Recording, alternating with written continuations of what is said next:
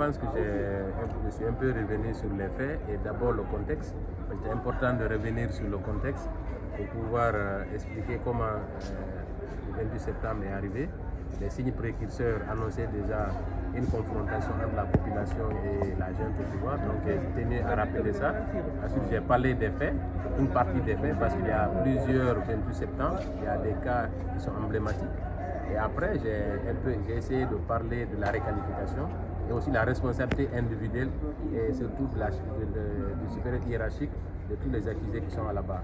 Je ne suis pas revenu sur cas par cas sur l'ensemble des accusés parce que nous sommes dans une équipe et il y a des personnes qui vont parler essentiellement de certains accusés, donc je n'ai pas tenu à parler de tout le monde, mais j'ai réussi quand même, en tout cas de mon point de vue, du point de vue de l'ensemble des parties civiles, à prouver qu'effectivement les accusés dont j'ai parlé sont effectivement responsables des massacres du 28 septembre, que ce soit directement ou par la voie du supérieur hiérarchique. Donc nous avons demandé aussi des réparations et indiqué au tribunal qu'il était important que ces réparations soient conséquentes parce que les crimes qui ont été commis au stade, c'est des crimes crapuleux qui ont endeuillé toute la Guinée.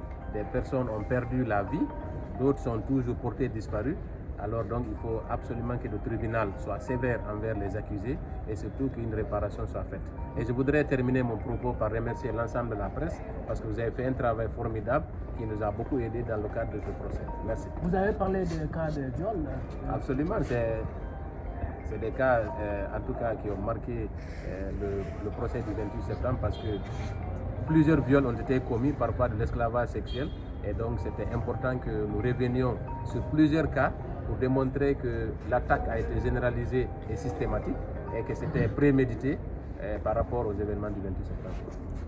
Mais sur quoi vous vous appuyez pour dire que ces crimes-là sont des crimes qui étaient préparés à l'avance? Absolument, il y a toute la synchronisation de l'attaque, puisque ceux qui ont attaqué, c'était déjà concerté pour que chacun, le rôle était réparti. Certains devaient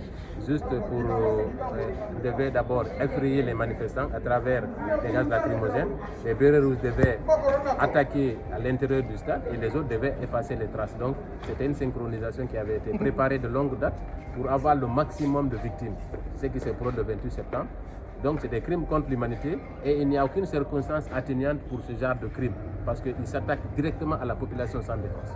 Et concernant mettre la réparation, vous avez demandé 3 milliards. Bon, on a demandé des montants parce qu'on estime qu'il est impossible de réparer tous les préjudices, mais à titre purement symbolique, nous avons demandé des montants.